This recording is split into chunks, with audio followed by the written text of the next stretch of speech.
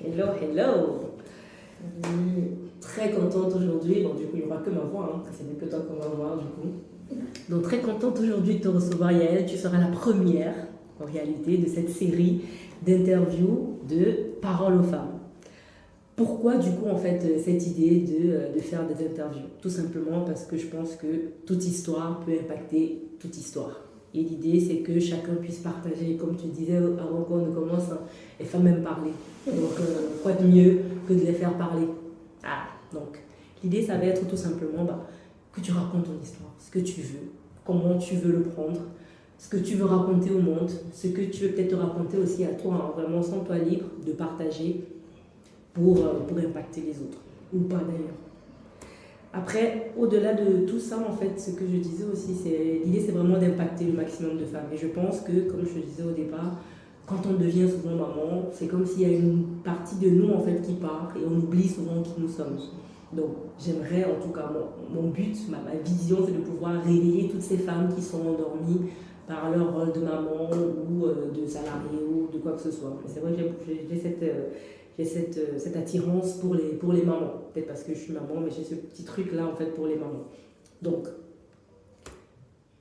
sens-toi libre, vraiment, de t'exprimer, d'exprimer ta différence, qui tu es, ton histoire, ta vision du monde, tes rêves, tes ambitions, tes peurs, tes freins. Prends comme tu veux le sujet. Ok? Est-ce que tu préfères que je te pose des questions ou tu préfères juste parler? Je peux parler, mais si jamais tu vois que peut-être j'ai oublié un truc. D'accord, que je suis renchérisse un peu. Oui. Ok, très bien. Du coup, c'est qui Yael? Je suis Yael Fosette, 31 ans. Bon, non, j'ai 32 ans cette année, mais je suis des décembre. Ah. Je suis maman de 2 enfants, 2 garçons. J'ai été mariée, maintenant séparée, en plein divorce. Ça fait plus de 3 ans maintenant. Voilà. Mon métier, je suis infirmière, mon métier. Et depuis quelque temps aussi, je coach beaucoup les femmes, je parle aux femmes. De par mon expérience, j'ai décidé de parler aux femmes, j'ai décidé de les motiver en fait à sortir un peu de la dépendance. Parce que de ce que moi j'avais, j'étais dépendante affectivement, on va dire ça comme ça. Donc pour moi, mon but c'était de les motiver aussi à sortir de cette dépendance émotionnelle. Ce qui nous freine, surtout nous les femmes africaines. Je suis africaine, je suis d'origine camerounaise. Donc mon but c'était de les aider à se libérer un peu. Parce que je considère qu'émotionnellement, nous ne sommes pas assez libres. Financièrement, nous sommes libres. Financièrement, on travaille, on sort, on se nourrit. Nous sommes suffisantes en fait financièrement. Mais émotionnellement, non. Émotionnellement, on dépend énormément de tout le monde. En tout cas, nous les femmes africaines, on dépend des hommes. Non, avant les hommes, on dépend des parents.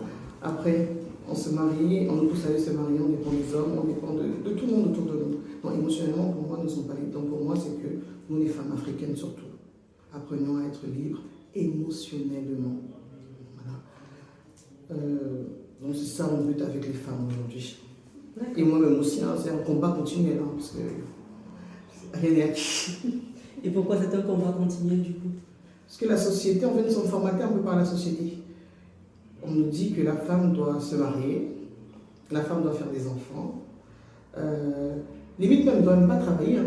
On travaille parce que par la force des choses, mais on ne parle même pas trop de ça. Mais on doit faire des enfants, se marier, gérer le foyer, supporter tout ce qui peut arriver. C'est nous le centre, c'est nous qui portons le foyer, c'est nous qui devons faire des efforts la plupart du temps, en tout cas le plus d'efforts.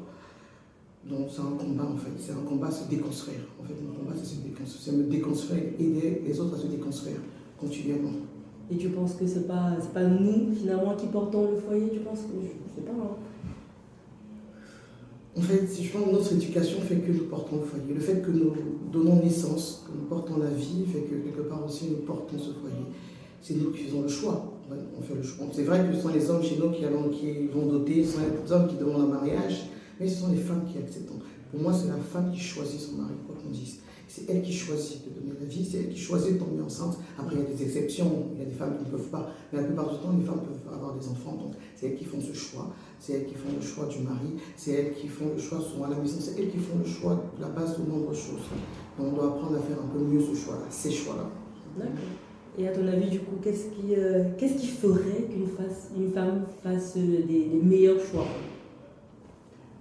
J'ai envie de dire peut-être notre éducation, la base. Peut-être notre génération, dont 30 ans, qui est avant des enfants en ce moment, qui met au monde des enfants, peut-être à nous de changer certaines choses. Voilà.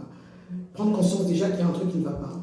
Travailler sur soi-même, se transformer soi-même et de facto donner une éducation parfois un peu différente aux enfants. Et toi, tu fais des choses aujourd'hui pour donner une éducation différente. Tu as quoi, des garçons? J'ai deux garçons. Deux garçons. Ouais. Donc peut-être les garçons aussi. Surtout les garçons, c'est compliqué. Les garçons. Au final, quand on parle, quand on se plaint, on dit toujours que le mal vient des garçons. Donc peut-être c'est effectivement là qu'il faut. Voilà. Et moi, par ma petite expérience, je dis ok, ce sont les garçons, mais au final aussi, finalement, on revient toujours aux femmes. Puisqu'on nous laisse éduquer. Les hommes nous laissent éduquer, les hommes nous laissent faire un peu ce qu'on veut en ce qui concerne l'éducation des enfants. Et quand on regarde aussi dans les foyers, les mariages, les belles filles que l'on rencontre souvent des problèmes, ça vient d'où? Des femmes, belles familles, belles femmes, belles mères. En fait, la base vient toujours des femmes. C'est toujours des femmes. Donc c'est à nous aussi de nous transformer, c'est à nous de trouver la force de dire que ce n'est pas bien, de dire à nos garçons, ce n'est pas bien, tu as fauté, ce que tu as fait n'est pas bien. On aime nos garçons, de toute façon on aimera toujours nos fils. On va jamais, je ne vois pas une femme dire que, ok, je préfère ma belle-fille à mon fils. Ça jamais. On va toujours préférer nos enfants. Mais c'est aussi bien de dire à notre enfant, tu as mal fait. Je t'aime mon fils, mais tu as mal fait. Rien que ça. Ça peut changer beaucoup de choses. Et on a du mal à le faire. En tout cas, les mamans, les belles mamans que j'ai vues autour de moi ont du mal à le faire. Du mal à dire ce mot. C'est ce que je voulais dire. Quand tu parles, on sent le vécu au mot de ces mères. Elles auraient dû dire à leur fils, tu as mal fait. Ça ne veut pas dire qu'on va rester dans le mariage, ça ne veut pas dire que le mariage va tenir. Non. Mais quand on a déjà des liens, on a des enfants ensemble, il y a des liens qui ne se coupent pas comme ça. Donc, même si on se sépare, il faut quand même garder un certain respect. Ouais. Voilà. C'est ça. Et tu disais que tu coaches les femmes aussi, c'est ça, au travers de tes réseaux, c'est ce que oui. tu disais. Et qu'est-ce que tu fais Est-ce que tu as une particularité dans ton coaching? Qu'est-ce que tu fais typiquement pour effectivement faire grandir ces femmes qui vont te suivre? Moi, j'ai commencé sur les réseaux en racontant un peu mon histoire, en parlant de moi, de comment je suis arrivée à demander le divorce après avoir eu 2 enfants. Donc, on voit même, disons que j'ai eu un enfant avant de me marier. Après le mariage, j'ai conçu, j'ai accouché, je suis partie. C'est ça, avec le même père, c'est ça? Vous avez eu un enfant avant, vous avez décidé de vous marier. Oui. Vous avez eu un enfant après et tu es partie. Je suis partie.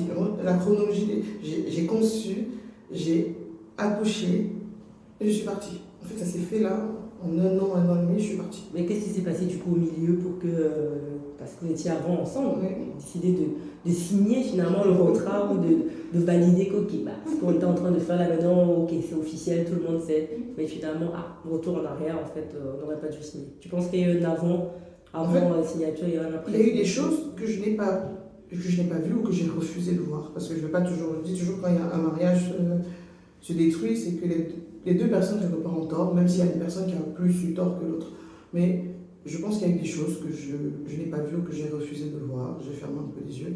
Mais ça s'est vraiment accentué au moment où je me suis mariée. En fait, je me suis mariée tranquille, j'ai conçu, dès 3 mois de grossesse, dès que la grossesse est confirmée, 3-4 mois, il y a eu un changement radical. En fait, c'est comme si je ne pouvais plus partir. C'est comme si j'étais bloquée, j'avais mes 2 enfants, je suis mariée. Que demander de plus à Dieu? J'avais tout. Ce qu'une femme, rêve, se marier, avoir des enfants, être en couple, être madame, avoir l'alliance là. C'est clair ça, Parler encore, voilà. Qu'est-ce que je pouvais encore demander? Je travaillais, j'avais un travail, j'étais bien.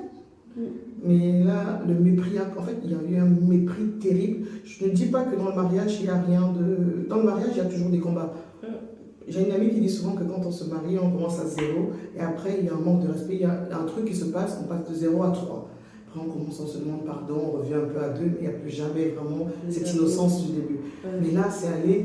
En fait, c'est comme si j'ai été emmenée... Elle a dit 0 à 3, c'est comme si moi, je suis partie de 0 à 20. Ah oui?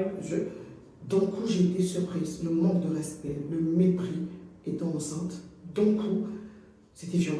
C'était violent psychologiquement. Je me suis dit, ok. Et là même, je me suis dit, ok, ça va. Hein. On va régler le problème. Mais pendant cette grossesse, c'était trop fort. Déjà, quand je parle de mariage, j'ai oublié de parler du mariage traditionnel, la dot. Donc la même année, là, on a fait le mariage traditionnel, on a fait le mariage civil ici. Traditionnel en Afrique, civil ici. Après, bon, ça s'est continué. Donc on est allé en Afrique, on a fait le mariage traditionnel au mois de février. Au mois de mai, on vient se marier. Je tombe enceinte au mois de juillet. En fin d'année, monsieur se lève, il va en Afrique. La même année, en Afrique. Les problèmes financiers qu'on pouvait avoir, c'était un peu chaud. Donc, avec toutes les dépenses. Toutes les dépenses qu'on a faites, non, il est parti, tranquille. Et là, c'est un traumatisme dans ma tête. Sur place encore, là encore, on va dire c'est rien. Sur place encore, on ne se parlait pas. Je n'arrivais pas à la voir, je n'arrivais pas à le joindre. Ou quand je l'avais été sur la moto, dans les bruits. Je suis en réunion de famille, je te rappelle. En fait, c'est comme si je quémandais l'amour. Je quémandais l'amour de mon mari, l'attention de mon mari. J'étais. Là aujourd'hui je parle, je rigole un peu, mais quand je racontais ça, je pleurais. Je pleurais pendant ma grossesse. 7 mois, 8 mois de grossesse, je pleurais. Je n'étais pas bien. Donc je quémandais tout. Et quand il m'appelait, une fois il m'a appelé, on a parlé longtemps. J'étais tellement heureuse, oh là là, mon mari m'a appelé. On a parlé longtemps. Mais à la fin, il y avait une finalité. Il voulait me demander de l'argent. Ah, je vois. Je mets une petite pause parce que je vois comme il se doit. Donc oui, pendant ces 8 mois de grossesse, c'était effectivement, et le jour effectivement où il t'appelle pour vraiment parler, pour te mettre un peu dans le bain et tout, c'est parce qu'à la fin, il attend quelque chose, quoi. Voilà. Bon, il n'a pas eu ce qu'il voulait, et là, c'était comme une punition pour moi. Il coupe encore le micro, il coupe. Et même mon fils, notre premier fils, qui me demande un jour, un matin, quand je l'accompagnais à l'école, mais maman, où est papa? Parce que même mon enfant ne parlait pas. Donc, je dis, bon, j'ai essayé, bon, après il a commencé un peu pendant un jour sur deux, il lui parlait un peu. Il a fait 2 mois en Afrique. Ah oui. 2 mois. Je ne vais pas oublier quand il est rentré parce que c'était le jour de l'anniversaire de ma mère, le 22 février. Un 22 février. Il est parti, je crois, un 30 décembre. C'est ça? Voilà, 22 février. Et j'ai accouché le 10 avril. On voit un peu le temps, la grossesse où j'ai. La grossesse. Voilà. Est-ce que peut-être, bon, je dis ça, moi, c'est l'idée qui me passe par la tête comme ça. Est-ce que tu te dis peut-être qu'il y avait ce côté. Il ne veut pas voir une femme enceinte. Tu sais, il y a beaucoup de trucs en fait dans la grossesse. Là, souvent, on peut être là comme ça, comme on est souvent, comme on est à la face qui gonfle. Et du coup, il dit, moi, je ne veux plus avoir une femme enceinte. Non, c'est pas ça. Il avait ses projets, il avait une double vie, tout simplement. Mais ça, il n'y avait pas la double vie avant? Non, je ne peux pas certifier, mais pour ce que je sais qu'il allait faire au pays à ce moment-là, j'ai les preuves de ça. Je sais que c'était une double vie. Et après mes enquêtes, je pense que cette double vie a commencé peut-être 1 an avant, donc au même moment que notre mariage traditionnel. À ce moment-là ou un peu avant. En tout cas, ça a commencé là. D'accord. C'est ce que je pense. On l'a pas envoûté, donc j'imagine que vous êtes parti, peut-être la période où vous êtes parti au pays, peut-être pour faire le mariage, là il y a un truc qui s'est passé. Voilà. On l'a pas envoûté peut-être, souvent on envoûte peut-être. On envoûte, comme ma mère dit souvent, ma mère dit ça existe, mais on envoûte la personne qui va être envoûtée. On envoûte la personne qui aime déjà, la personne qui est déjà partie un peu. Sinon, si quelqu'un vraiment ne veut pas, je ne pense pas que ça puisse. En plus, il faut aller chercher. Il faut aller chercher. Il faut se retrouver dans la situation où on peut t'envoûter. Voilà. Si tu es toujours avec ta femme, la personne va t'envoûter à un moment. Oh my God. Et du coup, depuis, ça fait 3 ans, comme tu dis, qu'on est parti. Il y a eu d'autres petites choses, peut-être dans l'interview, dans la discussion, ça va revenir, mais il y a d'autres petites choses qui ont fait que finalement, c'est même lui, parce que là, à ce moment-là, je ne sais pas ce qu'il allait faire au pays. À ce moment, je ne sais pas. Je sais ça bien après. Donc c'est après, juste avant de partir, que j'apprends. Donc quand il revient, j'accouche et tout. Il y a eu d'autres petits désagréments, même avec la belle famille, tout ça. Bon, j'accouche par césarienne, je ne suis pas bien, tout ça. Et tout se passe. Je me dis, et là encore, je me dis que ça peut aller. C'est un jour au détour d'une conversation. Je crois que mon fils avait, je ne sais pas s'il avait déjà 1 mois, peut-être moins d'1 mois. Il me dit, je lui pose la question, qu'est-ce qui ne va pas, chérie? Est-ce que tu n'es pas heureux dans ce mariage? Il se passe quoi? Parce que là, j'en pouvais plus. J'avais un combat interne, là, je ne supportais plus en fait. Le mépris, les insultes parfois, les changements d'humeur. Donc j'ai profité d'un moment d'accalmie un peu pour poser la question. Et là, en face, il m'a dit clairement, qu'il a une autre fille, une autre femme dans sa vie. Ah oui, comme ça. clairement en face. Et quand il me dit ça, je me dis, ah, il va me dire, ah non, je rigole. Je me dis ça, mais il rigolait pas. Il m'a dit, et je lui dis, elle est où? Je m'entends ce qu'ils me disent que non, elle est ici en Île-de-France, elle est à Paris avec moi. En tout cas, elle est en France. Non, elle est au Cameroun. Elle est au Cameroun, la fille. Je ne sais pas si j'ai déjà été aussi calme dans ma vie. J'étais calme. J'ai dit, ok, ok, j'entends. Après, entre-temps, il y a le petit qui a fait un gros caca, il a fait la diarrhée, donc on va le laver. Il tenait l'enfant dans les mains. Donc je vais pour mettre la bassine pour remplir l'eau.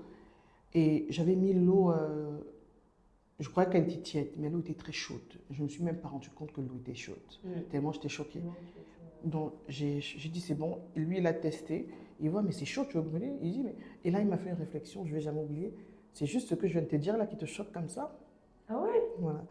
Et bon, et là, il a remis l'eau normalement. On a lavé, et là, après. Et là, au fond de moi, à ce moment-là, j'avais décidé que c'était fini. Au fond, à ce moment-là, je savais que c'était fini. Après, maintenant, entre savoir que c'est fini et porter ses affaires et partir, ça, c'est un autre combat. Surtout avec un petit gars à moi et tout. Je savais à ce moment-là qu'il y avait un truc. Je suis descendue, je suis allée dans ma voiture. Je suis allée dans ma voiture en bas. J'ai parlé à ma mère. Elle était très calme. C'est comme si elle n'était même pas surprise. Ah. Là, j'ai les larmes qui reviennent un peu. C'est comme si elle n'était pas surprise du tout. Elle m'a dit, qu'est-ce que tu vas faire? Je voulais venir chez elle. C'était un jeudi. Je voulais partir en week-end, mais bon, il y avait le petit qui allait encore à l'école. J'ai dit non. Si je prends la route là, je peux faire un accident. Et j'ai attendu le vendredi soir, quand le petit a fini. J'ai pris tous les enfants, je suis allée en week-end avant de revenir pour calmer un peu. Voilà, là, c'est là. Forcément, c'est intense, ça. Un an de mariage à peine, quoi. Ouais. Et tu te dis peut-être ta mère, pas forcément qu'elle savait, mais peut-être qu'elle est passée par là ou qu'elle a eu l'habitude, tu vois, de ce genre d'histoire aussi. Non, ma mère, avec mon père, c'était pas facile, c'est vrai, mais mon père n'a jamais fait un truc, une dinguerie comme ça. D'ailleurs, ma mère aussi, elle était perdue parce que elle n'a jamais vécu ça, en fait. Elle savait même pas comment, elle était dépassée. J'ai mon oncle aussi, un homme, hein, qui me dit, là, ma chérie, je ne sais même pas quoi te dire parce que je suis un homme, je ne suis pas parfait, mais là, je n'ai jamais fait ce genre de dinguerie à une femme. Pas à ce niveau, quoi. Pas à ce niveau. Non, là, je suis un peu perdue. Donc, c'était à moi de prendre ma décision, en fait. Aujourd'hui, jusqu'à aujourd'hui, il croit peut-être, le père de mes enfants croit peut-être que c'est ma mère qui m'a dit de partir. Ma famille m'a demandé de partir. Parfois, il parle, il dit, ah, c'est sa famille qui lui a dit, ouais, pars. Parce que ce qu'il a fait, il trouve que c'est... Voilà. Mais non, ma famille ne m'a pas dit. Il dit souvent que de toute façon, quel corps célèbre entre deux personnes qui sont venues, il ne faut pas trop entrer. Oui, non, ils ont juste dit, on va supporter, on va te suivre. On va te suivre. Si tu restes, tu pars. Je serai avec toi. Non, c'est un choix très personnel. En fait, c'est un combat vraiment. Même quand j'ai décidé de partir, j'ai attendu la dernière minute pour aller. Je suis partie. Même pour, vous savez, quand on chante l'école de l'enfant, on doit faire la radiation. Donc, je suis allée faire la radiation la veille de la rentrée. Donc, fin août. Encore vraiment voilà. sur. Fin août, il fallait la signature du père. Il m'a accompagné, il a signé. Hein. Ah oui. Mais dans sa tête, c'est que je revenais. C'était juste un caprice. Ah oui. Oui. Parce que lui, il trouve que ce qu'il a fait, c'est totalement normal. Ouais, je devais fait de spécial. Je devais supporter, je devais... Supporter, quoi. Voilà. Non, j'ai fait tout, je suis partie. Et d'ailleurs même, je pense que si vraiment c'était une bonne personne, si vraiment il s'était remis en question, je pense que je serais revenue. Le fait de partir, en fait, le fait de prendre cette distance m'a permis de voir en fait que j'ai fait le bon choix. Le bon choix. Parce que pour lui, il n'avait rien fait. Il n'avait rien fait. Ok, il y a eu des soucis, mais il m'a beaucoup sali en fait. C'était quelqu'un. En fait, je pense que si j'étais une fille, on dit souvent vulgairement fille du dehors, fille qui sort beaucoup. Je ne suis pas quelqu'un qui sort énormément. Je ne connais pas trop les gens dans Paris, le milieu parisien, camerounais. Je pense que si j'étais ce genre de personne, il allait s'appuyer là-dessus. J'allais beaucoup souffrir. J'allais souffrir encore plus. Parce que mon oncle, quelque part, c'était quelqu'un qui sortait beaucoup. On savait qu'il était marié. Donc, il m'a énormément sali. Mon père, par exemple, c'est quelqu'un, il vit ici, entre ici et le Cameroun. C'est quelqu'un qui, on me dit souvent, il est souvent dehors, mon père. Il connaît un peu le milieu, tout ça. Dites-vous que mon père a entendu des choses sur moi, dehors. Ah oui. Mais il ne m'a jamais dit exactement ce qu'il a entendu. Parce que mon père, c'est quelqu'un qui ne parle pas beaucoup. Mais il a entendu des choses. Il m'a vraiment beaucoup sali. Beaucoup, énormément. C'est juste que je ne sors pas. Je ne suis pas trop dans le milieu parisien, le milieu camerounais, on va dire parisien. Donc, même si je sors, je ne suis pas trop avec les Camerounais, les restaurants de 18e, tout ça. Je ne suis pas là-bas. Je ne vais pas trop. Si on me voit dans un restaurant du 18e, c'est que je suis avec ma famille. Mais les amis, moi-même, je ne vais pas dans les restaurants de 18e. Non. Je vais ailleurs, mais je ne vais pas là-bas. Donc, il m'a énormément sali. Peut-être aujourd'hui, c'est calmé. Bon. Et je n'ai pas su, j'ai su juste parce qu'il y a des gens qui connaissent. Voilà, ça, voilà, sinon... Ça fait une vie. Ça fait combien d'années ça? 4 ans? Ça va faire, non, 3 ans. 3 ans. Oui. 3 ans entre le moment du machin. Du coup, combien de temps sont passés entre le moment où tu décides, tu vois, ce jour-là, et le jour effectivement où tu passes vraiment à l'action de partir, quoi? Vu que ça, si je fouille mon téléphone, je vais trouver. Je crois que mon fils est né le 10 avril. Je crois qu'en mai, je crois que ça s'est passé en soit 2 semaines, 3 semaines ou un mois. J'avais décidé que je partais. Il m'a dit que je partais. Et j'ai attendu que mon aîné finisse l'école en juillet. Ok, pour partir du coup pour la rentrée oui, d'après. Pour partir. Donc tu as vraiment décidé assez rapidement aussi de quitter de là. Quoi, oui. Et je n'ai pas rangé mes affaires. Hein. Je suis partie un samedi. Et le vendredi, c'est le samedi matin même que j'ai commencé à faire mes affaires. J'ai ma soeur j'ai demandé à ma soeur de venir. On avait 2 voitures. J'ai ma voiture, la voiture de ma soeur. On a porté comme ça. Oui. Voilà. Et il a dit au revoir. Il m'a dit au revoir. À bientôt. Il a dit au revoir ma soeur lui a dit au revoir. Il était sorti le matin, il est revenu, il nous a croisés. Ah, bonjour, après au revoir. Je ne sais pas s'il y a eu au revoir, mais il n'a rien dit. Il n'a rien fait. Bizarre, hein? En fait, avec du recul, il était sûr que je reviendrais. C'était juste un petit caprice que je faisais. Et puis bon, je vais me calmer, ça va aller. Voilà. C'est spécial, c'est bien. Très, très spécial. Tu vois ta femme que tu as épousée, vous êtes partis à la dot, là, qui est quand même très spécial pour nous, très important pour nous, pour réunir les deux familles. Vous êtes partis devant le maire. 1 an plus tard, elle est en train de partir et toi, tu dis au revoir. Il a fait genre après, parce que son feu père, que j'aimais beaucoup, qui est parti d'ailleurs. Et je crois que son père, en fait, il a fait genre un peu, il vient demander, il vient voir la famille, il est venu voir mon père, quand mon père était là. Mais je pense que c'est parce que son père le forçait un peu, il a essayé de suivre un peu son père. Mais il n'écoutait pas son père. C'était pas son père qui dirigeait. Bon, ça, c'est encore notre débat. Mais il n'écoutait pas, mais je pense qu'il a fait, parce que son père m'aimait beaucoup, j'appréciais beaucoup son père. Donc, il a tout fait, il faisait un peu semblant, un rapport de trucs, mais j'ai envie de dire que quand un homme veut reconquérir sa femme, il sait quoi faire. Il n'a pas besoin d'être encouragé. Voilà. En tout cas, on va dire que c'était une histoire. Voilà. C'était une partie de ta vie. Vous êtes restés ensemble combien de temps? Longtemps quand même, hein. C'était 2014, hein. On s'est connus en fin 2014. Ah oui. On s'est connus. 7 ans à peu près de vie. Oui. 7 ans parti comme ça pour quelqu'un rencontrer. Tu ne sauras jamais vraiment ce qui.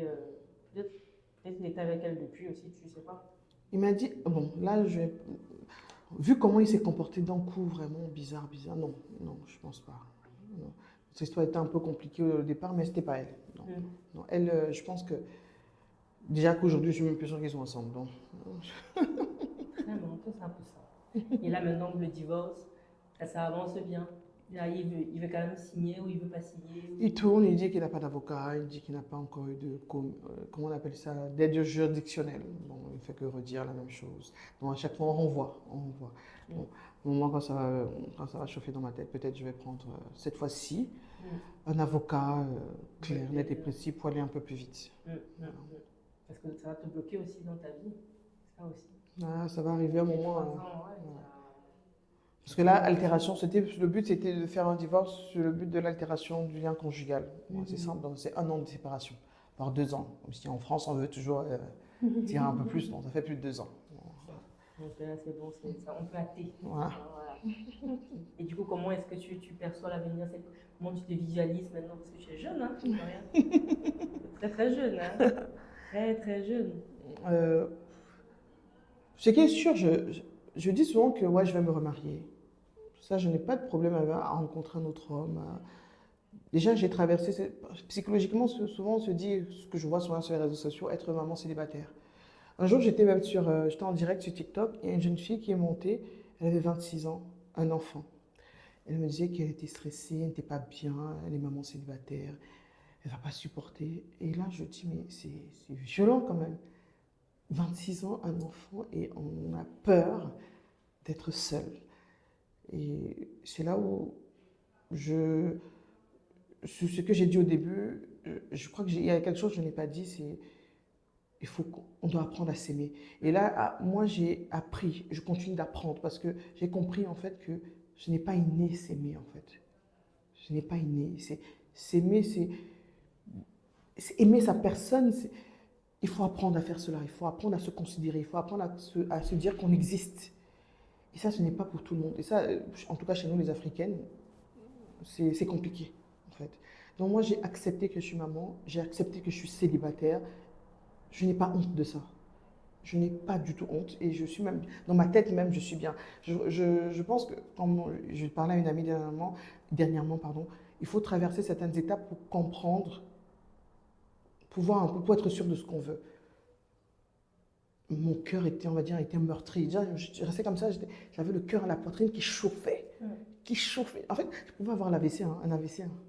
On dit souvent. Ça me fait penser en fait à une histoire d'une dame comme ça. Je crois qu'elle n'était pas bien du tout en couple et elle a fini par décéder. En laissant ses 2 ou ses 3 enfants comme ça en fait. Et ça c'est vraiment ce côté de mindset en fait. On dit apprendre à s'aimer, à se choisir et tout. C'est violent. Hein. Mon cœur chauffait. Il y avait des moments où je pleurais. Je pleure. À un moment, je m'étouffe. Je m'étouffe. Je dis, mais qu'est-ce qui m'arrive là? Je pleure. Je vais mourir pour ça. Mais à un moment, il faut en fait lâcher prise de ce côté-là. Lâcher prise. Là, aujourd'hui, je ne sais pas si un homme peut encore me faire. On ne sait jamais, il ne faut jamais dire jamais. Il ne faut jamais dire jamais. Comme tu sors de toi, tu pleurais, maintenant avec le recul. Qu'est-ce qui te faisait vraiment mal en fait quand tu pleurais là? C'était quoi? Au final, comme tu as dit, j'étais jeune. On était un jeune couple. On avait l'avenir devant nous. Et là, je pense comment quelqu'un peut détruire ça comme ça. On peut faire des erreurs. Comment on peut détruire l'avenir qu'on avait en fait. Les projets qu'on avait. C'est vrai que je vais me dire, heureusement que je n'en ai pas acheté, heureusement, parce que ça allait encore être notre combat. Ouais. Voilà. Mais comment quelqu'un, je vois, en fait, à un moment, je voyais ma vie foutue. Je dis, mais ma vie est foutue, je vais où là? Je suis une maman là, je suis seule, ok, je travaille, je suis célibataire, parce que sur les réseaux sociaux, les hommes disent que les mamans célibataires ne servent à rien. En attendant 40 ans, elles souffrent, elles ne font rien de bon. Ce sont des femmes périmées. Voilà. Donc, psychologiquement, c'était dur. Donc, quand je pensais à ça, mais à un moment, quand je suis partie, au fur et à mesure, la distance a fait que, la séparation aussi, parce que quand on s'éloigne aussi, on gagne en maturité, en autonomie, et on apprend à être seul, on apprend à accepter on apprend à accepter cette solitude. On va mieux, de mieux en mieux, le temps fait que. Moi, j'ai envie de dire, le temps guérit tout. Peut-être pas la mort. La mort, c'est autre chose. On peut perdre un enfant, on peut perdre un parent. Là, c'est chacun qui gère. Je ne peux pas dire la mort parce qu'on ne va pas se mentir, je n'ai jamais perdu encore quelqu'un de très direct. La mort la plus directe que j'ai subie, c'est qu'il y a quelques mois, ma grand-mère. Parce que je suis allée au Cameroun pour ça, il y a quelques mois. Mais, non, elle est décédée il y a quelques mois, mais je suis allée là, dernièrement. Mais à part ça, je n'ai pas encore vécu un décès vraiment très direct. Donc, je ne peux pas dire que le temps peut guérir ça facilement. Mais en ce qui concerne la peine de cœur, comme les Ivoiriens disent le gourmand, le temps guérit tout. En fait, le temps. Il faut juste, et aussi avoir la volonté, hein, parce qu'on peut se dire que le temps guérit tout. On est toujours en train de penser à l'autre, on est toujours en train de dire, ah oui, je veux revenir, je le veux lui. Moi, ça passe, tout passe. José a chanté tout laisse. Tout laisse. Voilà. Non, pour moi, je pense que pour moi, je suis bien seule. Je suis bien avec mes enfants. J'ai réussi à trouver un certain équilibre. Je suis bien. J'ai la paix du cœur. Ce n'est pas juste un groupe de. Quand on dit paix du cœur, ce ne sont pas juste des mots. En fait, il faut expérimenter. Quand le cœur chauffe et qu'on a la paix du cœur, ça n'a pas de prix. La paix du cœur. Et je suis en train de me dire même que lorsqu'une femme traverse ce que j'ai traversé, ou d'autres choses, hein, parce que moi, il y a pire que ça, et qu'elle retrouve la paix du cœur, c'est très difficile.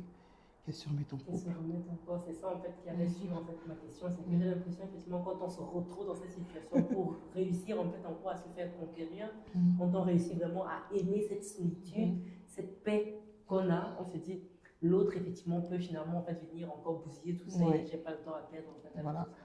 J'ai une certaine paix du cœur. J'ai des problèmes, hein. C'est pas comme si la vie était. On a des factures à régler, on a des enfants qui nous font stresser, on a la maîtresse. Votre fils a fait ceci, bon, ok. Mais j'ai décidé que oui, mes enfants peuvent me faire stresser. Mes enfants peuvent me donner mal à la tête. J'ai fait le choix de les avoir.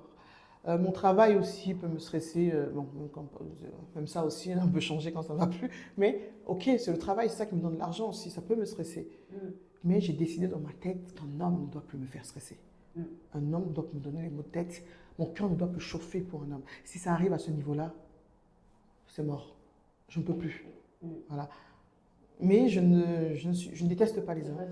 Je ne déteste pas les hommes, au contraire, je suis hétéro, j'adore les hommes. Hein. Mais c'est, je dois faire, on va dire, le bon choix. Juste le bon choix.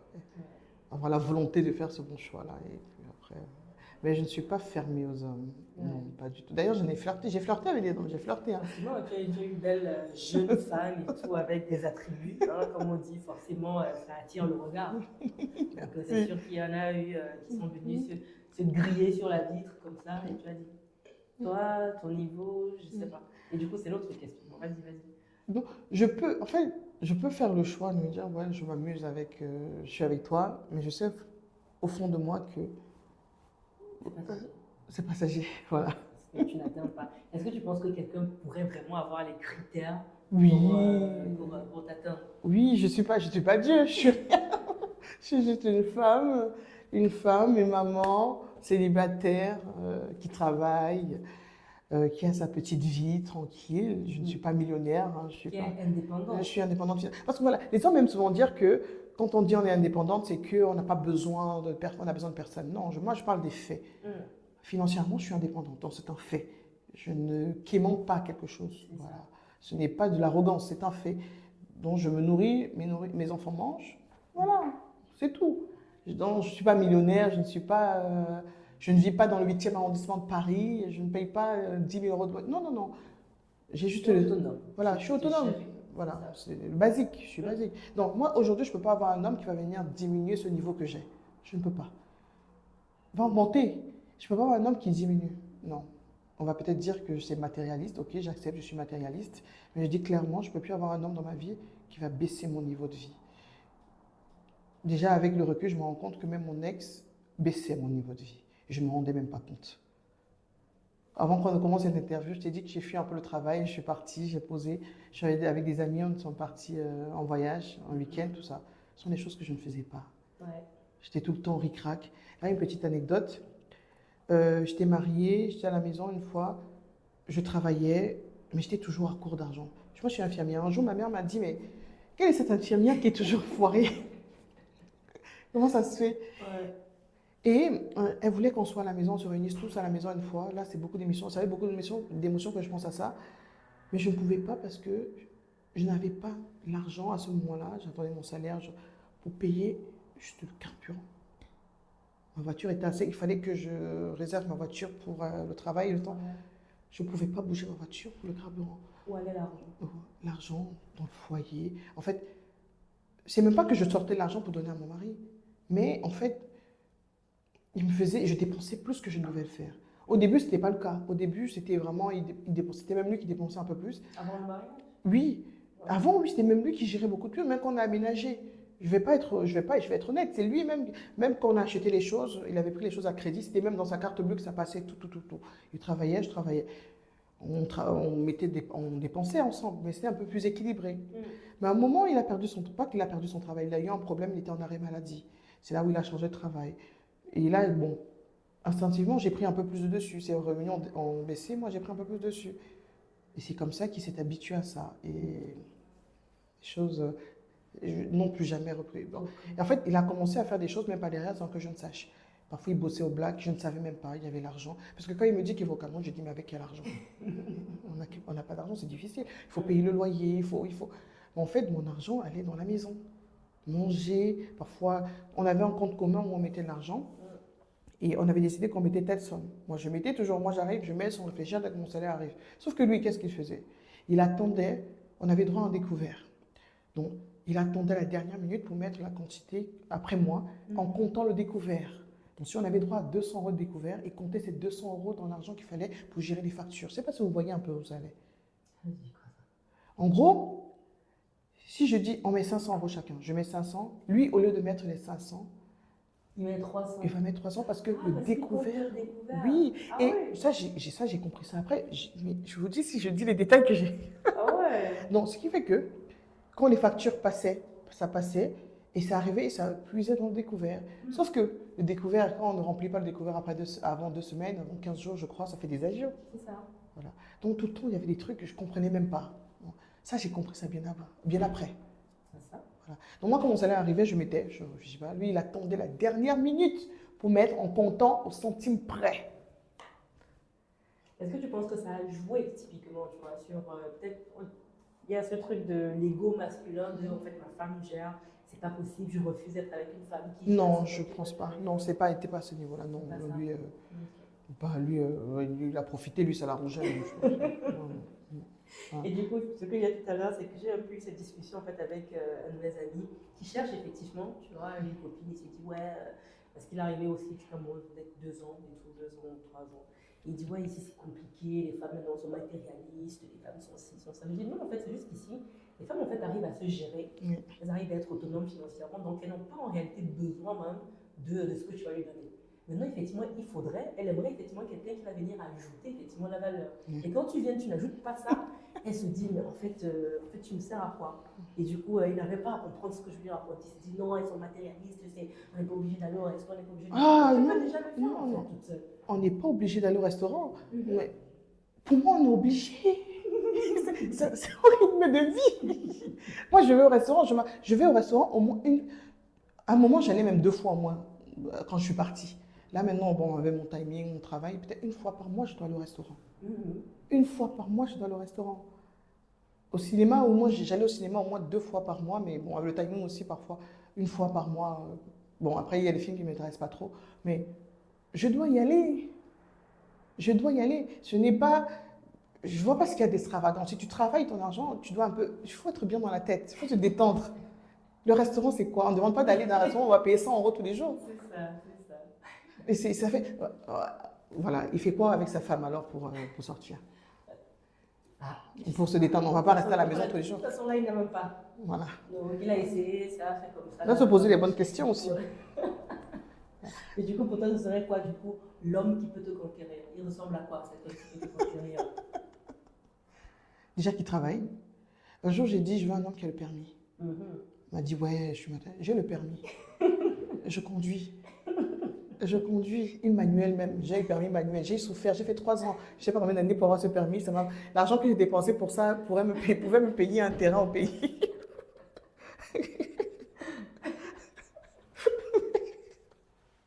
Quand tu es au collège, on pouvait se dire que ouais, on se donne rendez-vous avec un gars là, à la Reine Arébus, on mange au McDo, vite fait emporter. Mais aujourd'hui, à 30 ans, quand même, même ma dernière petite soeur a le permis. Ma dernière petite soeur a 25 ans, elle va avoir 26 ans, là, elle a le permis de conduire. Voilà. Je veux un homme qui a le permis. Moi, à défaut, s'il n'a pas le permis, qu'il ait le moyen de payer des Uber, qu'il ait le moyen de payer quelque chose. Non, on doit se porter. Je ne peux pas aller tout le temps t'accompagner. Je ne peux pas aller tout le temps t'accompagner. C'est vrai que ça, c'est pas très, très sexy. Hein. On vit en banlieue. On n'est pas tous des Parisiens. Je peux pas, on va dire les Parisiens, souvent, n'aiment pas la voiture. Ils ont souvent le permis très tard. Les vrais Parisiens. Européens, tout ça, là, ils ont souvent le permis très tard. Parce que bon, ils ont le métro partout. Voilà. Même comme ça, ils finissent toujours par avoir le permis. Et même quand ils n'ont pas, souvent, ils ont les moyens. Un homme, souvent, à un certain moment, ils ont les moyens de payer le taxi, Uber, tout ça. Voilà. Le permis, c'est... Je sais pas, j'ai 2 enfants. Voilà. L'idéal aussi, c'est qu'il ait des enfants, parce que il faut comprendre aussi certaines choses. Bon, après... Parce que si moi, si tu viens me voir et que tu n'as pas d'enfant et que ta mère vient me dire tu viens chercher une fille comme ça, elle a des enfants, je ne veux pas de problème dans ma vie. Je ne veux plus de problème. Mais les belles-mères. Il faut qu'on comprenne tous les deux. Hein. On se comprenne. Parce que si tu n'as pas d'enfant, là, tu ne vas pas comprendre, effectivement. C'est pas faux, hein. C'est vrai que le côté. C'est pas faux. Et en plus, je vais faire quoi? Un jeune premier qui arrive là, qui n'a pas d'enfant, qui vient voir moi, qui est déjà quand même si je suis jeune, j'ai quand même une certaine expérience. Sa famille va parler, sauf s'il y a vraiment un caractère très fort. Sauf si vraiment il m'aime vraiment, vraiment fortement. Ça peut être ça aussi. Voilà. Il doit vraiment m'aimer très fortement pour me. Comment tu vas savoir du coup qu'il t'aime vraiment fortement? Enfin, il y a les actes qui ne trompent pas. C'est juste. C'est vrai qu'on ne peut pas être. Rien n'est parfait. Il y a la chance dedans, mais il faut aussi observer. Il y a l'observation, il y a les échanges, les actes et tout. Voilà. Il faut que ce soit présent. Tu sauras distinguer, tu sauras savoir aujourd'hui le bon du mauvais, tu penses que tu... Je ne peux pas dire que je peux savoir parfaitement, non. Il y a toujours des signes, il y a toujours des petits signes, mais quelqu'un peut jouer. On peut jouer la comédie, mais disons, mettons toutes les chances de notre côté. Il faut quelqu'un qui travaille, qui, comme je dis, doit conduire. C'est important la conduite. C'est important la conduite. C'est important. Voilà. Même s'il n'a pas de voiture, j'ai envie de dire, à l'époque, avoir une voiture, c'était facile. J'ai envie de dire qu'aujourd'hui, avoir même le permis, c'est compliqué. Même la voiture, c'est compliqué. Tout coûte cher maintenant. Mais au moins ce permis, parce que ce n'est pas donné le permis. Moi, je me vante beaucoup à mon permis. C'est pas le qui veut, c'est le qui peut. Ici, en France. C'est un diplôme. Un diplôme. Tout à fait. Voilà. Et il y a d'autres choses, mais ça vient. Et qui, en fait, un homme on va dire, qui n'est pas... il y a un terme qui revient souvent, les hommes princesses. Les hommes princesses qui écoutent tellement leur famille, leur mère, leur sœur. Je ne dis pas qu'on ne doit pas écouter ses parents, mais je dis qu'on doit savoir faire la part des choses. On ne peut pas... Je suis une étrangère, si j'entre... Quelque part, c'est souvent la femme qui est en danger. Parce que c'est nous qui portons souvent le nom de l'homme, c'est nous qui allons au mariage. On quitte notre famille pour aller. Donc c'est nous qui sommes en danger. Donc on doit être protégés. Cet homme doit me protéger. Il doit me protéger, il doit me respecter, il doit me protéger, et surtout il ne doit pas me mentir. Il y a un truc, le respect, le mensonge, c'est un truc, ça me donne même les urticaires quand j'y pense. Le mensonge, c'est quelque chose, je ne sais pas si je peux encore supporter un homme qui me ment. Je ne sais pas. Ça, c'est peut-être quelque chose qui va faire peut-être que je reste célibataire, je ne sais pas, mais le mensonge, c'est quelque chose de... C'est violent, le mensonge, c'est pas bien, non. Et quand j'exige quelque chose, bien évidemment, moi aussi, je dois donner la même chose. Voilà. Mais un homme aussi qui ne va pas me demander 50-50 au passage. Il va demander quoi? Un homme qui, s'il veut dire qu'il est bantou, s'il est un homme comme ils aiment dire qu'ils sont hommes, forcément, qu'on le veuille ou pas, il sera un peu plus... Faut qu'il fasse un peu plus. Il va faire plus. Okay. Même s'il gagne moins que toi. Bon, ça c'est un autre débat. Maintenant, s'il gagne moins que moi, il faudrait que je voie vraiment sa valeur ajoutée à moi. Voilà. Après, comme on dit, c'est souvent le choix dès le départ. Si je vois qu'il me fait baisser, si émotionnellement je suis bien, si je n'ai pas à me prendre la tête, parce que je ne veux pas rester là dans ma tête, je réfléchis toujours, mais qu'est-ce qui va m'apporter demain? Qu'est-ce qui va me créer? Quel est le problème qui va me créer? Dans quel bourbier?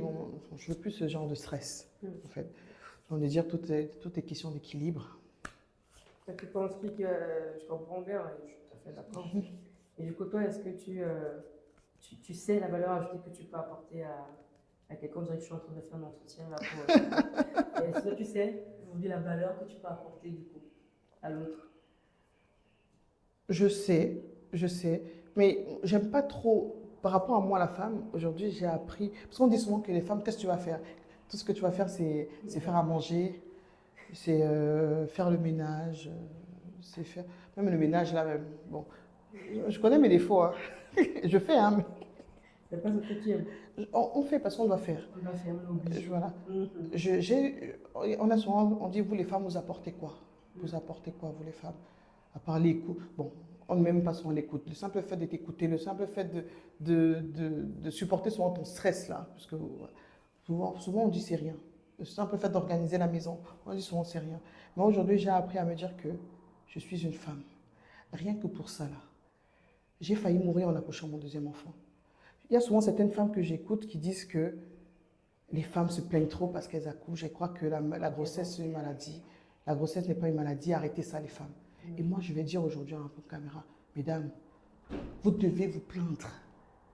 Chaque accouchement est différent. Mon premier accouchement, c'est sorti comme une lettre. Eden est sorti comme une lettre à la poste. J'ai dit, ah oui, ça c'est un accouchement que je dois refaire.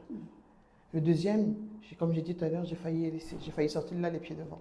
Mais je veux dire que chaque accouchement, c'est une transformation. Là, même j'ai pris de poids, là, c'est après la césarienne, tout ça. Il y avait les émotions que j'ai subies aussi. Mais c'est un traumatisme. C'est un traumatisme. Ne négligez pas, ne vous rabaissez pas à vous dire que ouais, on ne sert à rien. Vous servez rien que l'accouchement que vous faites là, rien que les bébés que vous donnez à ces hommes-là. Rien que ça. Je dis même rien que ça. Je ne discute même pas pour autre chose. Rien que le bébé là. C'est beaucoup. Et rien que pour ça, vous devez vous faire respecter. Rien que pour ça. Là, j'ai appris à formater mon cerveau pour me dire que c'est beaucoup. Quand je vois des femmes qui disent que ouais, l'accouchement, c'est rien. Okay. Il y a des femmes qui meurent en couche. Je suis infirmière. Je vois les mamans là, qui entrent et ne ressortent pas. Ouais. Rien que pour ça d'abord. Rien que pour ça. Si c'est petit, il passe sa route. S'il ne peut pas me respecter juste pour ça. D'abord, passe sa route, je ne suis rien, je ne lui apporte rien, il n'y a pas de problème. Ça peut être aussi là, quand tu lèves, ça peut aussi être violent typiquement pour ces femmes effectivement qui n'arrivent pas à accoucher. Ouais, elle se dit effectivement, ça, comme tu dis, tu vois, cette valeur ajoutée que tu apportes, juste basiquement par effectivement ton rôle de femme, ton pouvoir à procréer. Mais du coup, celles qui n'ont pas ce pouvoir-là pour procréer, bon, là, ça m'est venu comme ça. Comment est-ce que du coup, en fait, elles pourraient qualifier leur valeur ajoutée ou comment est-ce qu'elles... En fait, moi je dis le couple, c'est un équilibre. D'ailleurs, si on se marie seulement, la plupart du temps, quand on se marie seulement pour dire qu'on va faire des enfants, on finit par même par se séparer parce que... Mais c'est un équilibre en fait, vous devez avoir un objectif, vous avez des projets. Ici en Europe, on dit souvent on se marie, on achète, on fait, on crée une entreprise, on fait ceci, on fait cela. J'aimerais souvent que les hommes écoutent souvent plus leurs femmes. C'est ça. Tout à fait d'accord. Qu'ils écoutent souvent plus leurs femmes parce elles réfléchissent et voient loin. Et qu'ils portent aussi leurs projets. Parce que si ils écoutaient, vous savez, je vais prendre dans ma famille, je vais prendre par exemple ma petite sœur. Ma petite sœur, aujourd'hui, elle travaille, elle a la défense là-bas, elle a un poste dans les bureaux, tranquille, elle est cadre quelque part, là, elle travaille très bien, elle a une bonne situation, elle est en couple, tranquille. Et là, elle a une nouvelle passion, la pâtisserie. Bon, elle fait des gâteaux, elle est en train de se former pour devenir... parce qu'ici en France, pour faire tout, il faut avoir le CAP de ceci, il faut avoir cela. Donc, elle va avoir le CAP pâtisserie. Mais en attendant, elle fait des cookies. Bon, les cookies, elle n'a pas besoin de CAP pour vendre ça. D'accord. Voilà, elle fait des cookies, elle a un site internet, elle vend tout ça. Mais j'ai observé un truc dans son couple. Son homme, ils ne sont pas mariés, mais il la soutient parce qu'il voit le potentiel. Il voit... En fait, son homme travaille, il a une très bonne situation, il travaille aussi. Mais avec ça, elle peut gagner beaucoup plus. Avec cette entreprise qu'elle est en train de monter, elle peut gagner beaucoup plus. Elle peut devenir plus riche, millionnaire même grâce à ça. Il la soutient, il l'aide dans ses livraisons, il aide dans ce qu'elle fait. Le site internet, il donne son avis, il fait ceci. Il la soutient, il la soutient. En fait, une femme, elle peut ne pas avoir d'enfant, elle travaille, le mari travaille, vous avez des projets. Donc écoutez-vous, écoutez, parce que j'ai constaté souvent chez nous, les femmes africaines, on n'écoute même pas la femme. Là, c'est à la cuisine. Voilà, on ne t'écoute même pas.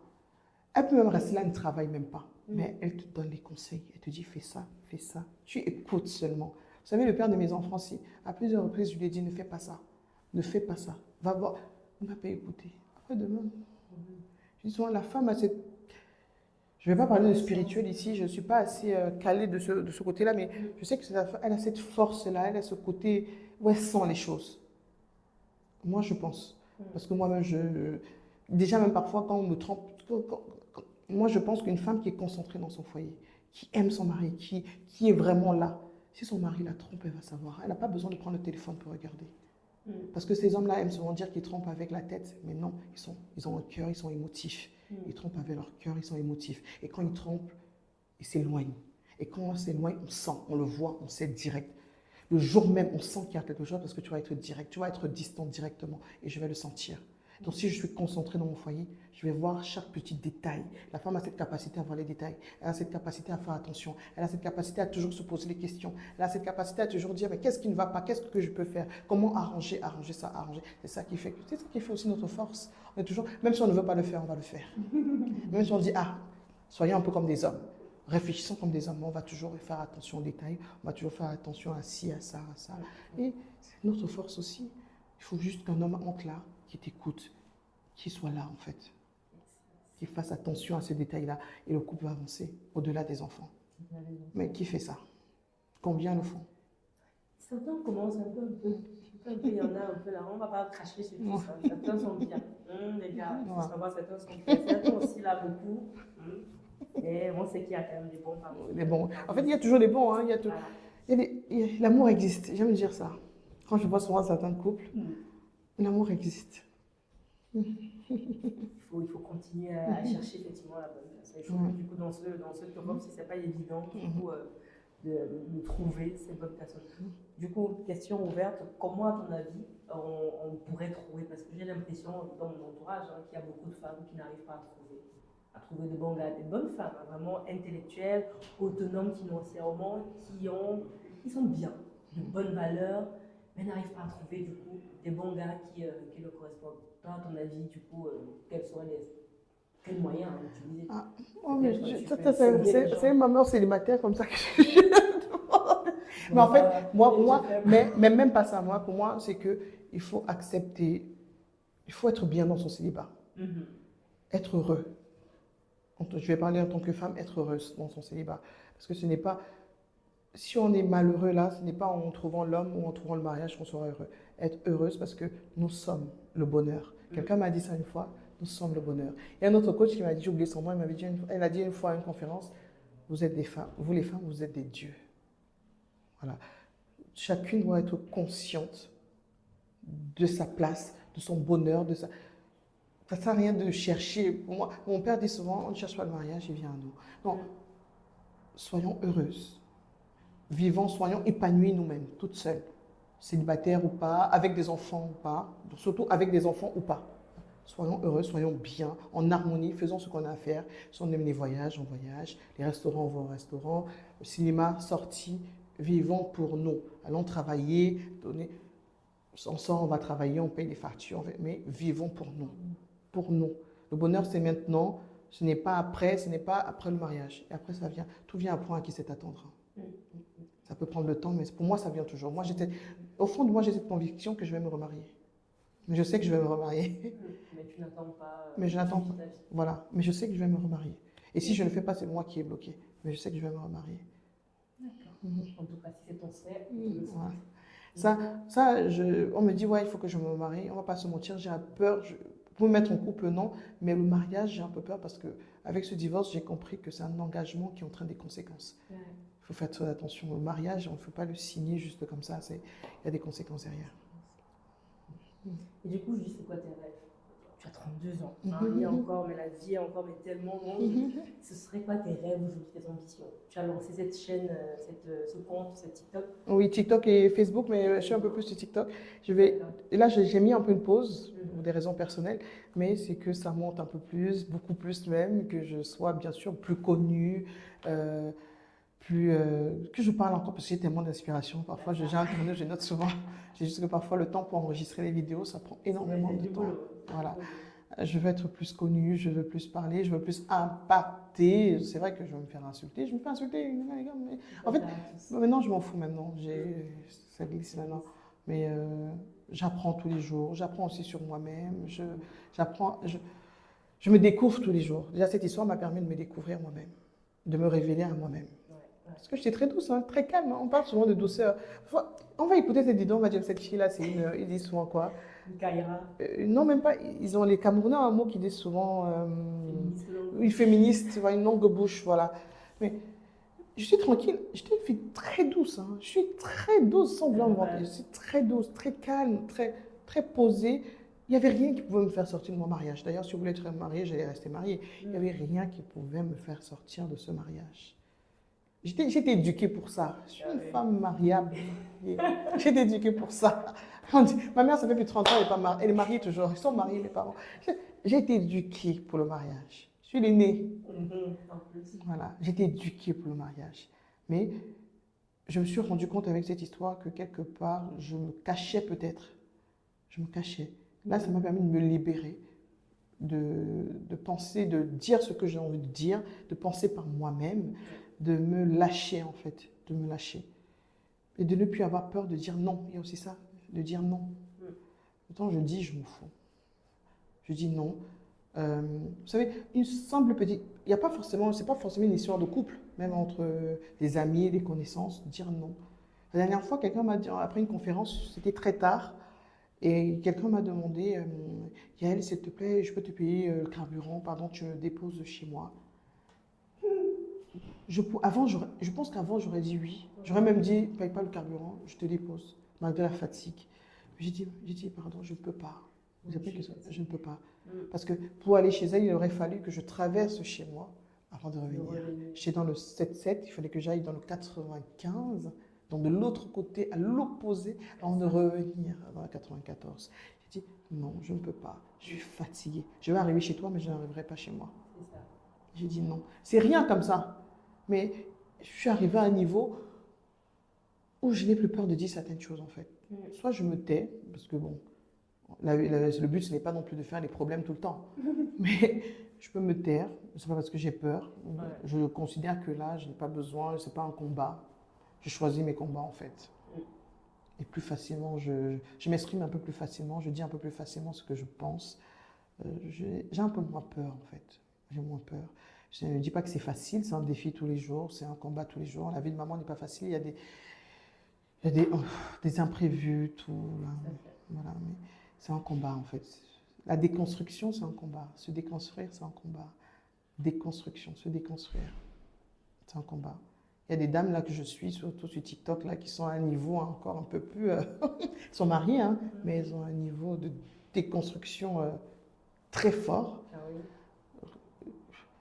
Le but, c'est chacun, c'est d'être, on va dire, en harmonie avec ses valeurs. Voilà, je trouve le juste milieu, qu'est-ce qui m'arrange, qu'est-ce qui ne m'arrange pas, est-ce qu'on a les mêmes valeurs, est-ce qu'on a les mêmes principes, est-ce que, après... Ce travail d'une vie. Voilà, toujours. Et du coup, tu disais que là, tu as un peu moins peur. Mais c'est quoi tes peurs, du coup, aujourd'hui? Dans ta situation, c'est quoi tes peurs, tes doutes, tes craintes? Peur d'être une mauvaise maman, peur... de ne pas bien faire avec les enfants, parce que, n'oublions pas, je suis seule. Le père, il est là, il les prend souvent quand il gagne les prendre, parce qu'on est allé au tribunal quand même, il doit les prendre un week-end sur deux, ce qu'il ne fait pas toujours. Il a une pension alimentaire qu'il ne respecte pas, mais il est là. Mais vous voyez, quand tu ne prends jamais les enfants, quand tu prends, ils sont heureux. Vous allez jouer. Moi, je joue un peu le rôle de la méchante, parce qu'il faut que je sers, il faut que... Non, essayez d'être... Il y a une expression là, trouver le moyen d'être dur ou sévère avoir une main dure dans un grand velours, je crois que c'est ça. Voilà. Bon, mes peurs, c'est surtout mes enfants. Être une bonne maman, j'ai peur de ne pas être une bonne maman, peur de ne pas réussir ce que je fais, peur de m'effondrer à un moment, peur de... Voilà, il y a toujours une petite peur, mais on avance. Je me dis souvent que si j'ai réussi à partir... À partir de là, tu peux réussir tous les autres combats. Voilà. Tu as la force en toi pour réussir tout ce qui arrivera. Est-ce que tu penses, parce qu'effectivement, je me rends compte qu'effectivement, on pourrait parler pendant toute une journée, en fait. Est-ce qu'on va pouvoir parler pendant une heure? En fait, on pourrait, du coup, à un moment, il faut effectivement qu'on arrête de parler, sinon on ne va pas parler toute la journée. Est-ce que tu penses que dans toute cette vie, dans tout ce que tu vis, dans ta vie de façon globale, est-ce que tu penses que moi, je pourrais t'aider quelque part? Peu importe, si j'ai envie de dire, fais-toi plaisir. Je me suis engagée dans un grand projet, donc fais-toi plaisir. Si tu veux que ne va pas quand même trop loin. Lâche-toi quand même. Non, en fait, je ne sais pas si je peux parler de ce qu'on a pu se dire avant. Dis-moi, on a dit plein de choses quand même. Voilà. Par rapport à l'achat, par rapport au... Voilà, choses comme ça. Là, parce que c'est comme on parlait tout le temps du divorce, c'est ça qui me bloque un peu partout. Je ne peux pas faire vraiment d'investissement, je ne peux pas vraiment... Enfin, je peux avoir l'argent disparaît comme ça parce que je ne peux pas faire ce que je dois faire parce que je suis bloquée. On va dire que j'ai beaucoup d'argent. Petite anecdote, un jour il m'a fait comprendre, il m'a demandé de lui prêter sa voiture. Je crois que je t'avais déjà dit ça, de lui prêter ma voiture. J'ai dit non, je ne peux pas. Il m'a dit, sache que d'ailleurs même son mari, c'est aussi ma voiture. Et après il m'a dit non, je rigolais. Mais ça voit déjà effectivement, c'est qu'il a dans sa tête. Or cette voiture, je l'ai achetée avant. Voilà. Il ne m'a jamais aidé. Voilà. Tout, hein. À l'époque, je l'ai pris à crédit, ma voiture. J'ai fini le crédit aujourd'hui. Elle est complètement à moi. Mais il ne m'a jamais aidé, même pas 50 €. J'ai payé toutes mes mensualités toute seule, malgré... voilà. Donc, moi, je dirais que ce côté, parce que moi, je t'ai connu avec ce côté-là C'est vrai, sur l'investissement. c'est vrai. Voilà. Et, et je vois aussi que maintenant, puisque vu comment dire, la conférence, là, j'ai pas pu c'est quoi, parlons femmes aux femmes, Entrepreneuriat au féminin. voilà. Je pense, ça me parle en fait. D'ailleurs, c'est même pour ça que j'ai accepté de m'exprimer, ça me parle en fait. C'est vrai. Voilà. Donc, qu'on le veuille ou pas, il peut avoir des accointances, si je peux me permettre, Des points de rencontre. des points de rencontre à un moment donné. Voilà. Ok. De toute façon, nous sommes en contact Oui. et ça ne se terminera pas comme ça. Bah, du coup, avant de se séparer, j'avais mes... Est-ce que tu veux partager du coup un mot, que ce soit à quelqu'un comme ça, hein, je ne sais pas quelqu'un en particulier, hein, ça peut être une personne en particulier que tu vises, ça peut aussi être un mot peut-être à toi, à ton toi de l'avenir, parce que je trouve que moi j'adore les vidéos. Moi avec mes enfants, j'en fais plein de vidéos et j'adore venir regarder leurs vidéos quand ils étaient petits, ça fait toujours un petit rappel mémoire. Donc ça peut être aussi un message à toi de l'avenir ou aux femmes de façon voilà, globale ou aussi au monde, hein, à toute personne finalement. Sens-toi libre de En partager. fait, là, je parlais aux autres, mais aussi à moi. Et moi, pour pouvoir peut-être voir cette vidéo plus tard, je vais revenir sur le mot